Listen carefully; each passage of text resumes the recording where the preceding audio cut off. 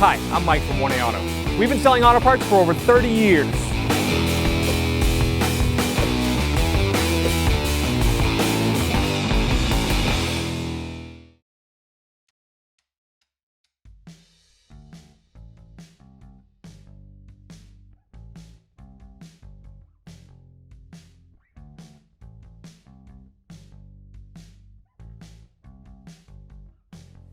So now you're going to raise the vehicle with a jack and jack stands or a 2-post lift if you have that.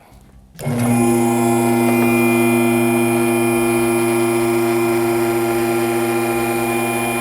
we're going to unplug this secondary O2 sensor. It's downstream. Let's see if I can get my hand up in there. Just pushing on the tab, squeeze and pull. Wow. There we go. Someone's been in here before. They put a plastic tie here, so I'm going to cut that.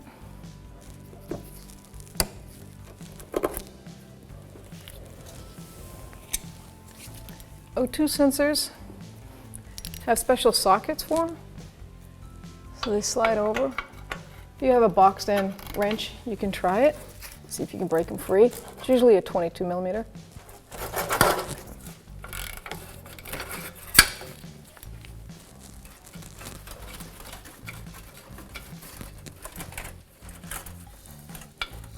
This exhaust has no O2 code, so we're not going to replace it.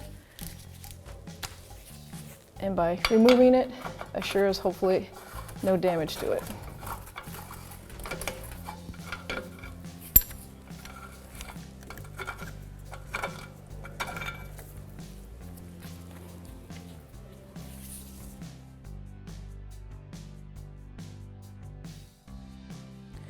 Before I installed the O2 sensor, I put high temp anti-seize on the threads, and most O2 sensor, new ones, will come with a packet of this in it for this reason.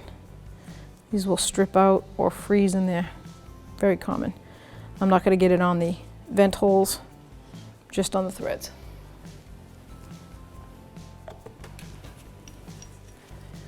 So now I can line it up. Start it by hand, and it is a specialty O2 sensor socket, which is a 22 millimeter. So you can use a 22 millimeter box end on a wrench if you can make it past that, which you probably won't be able to. And that's unfortunate, but these sockets are readily available, and I do believe I've seen them in the tools on 1aauto.com.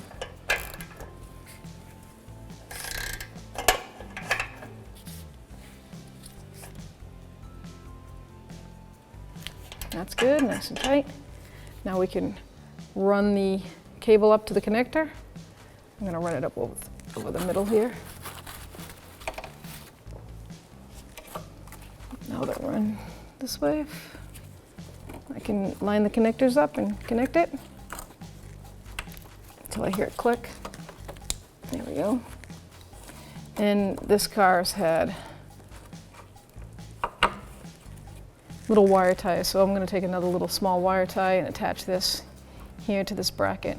I don't want this wire hanging down, and I don't want it to hit the exhaust. So I'll just get a plastic tie and run it around there. Here we go. Just going to run her up there. Bring it through.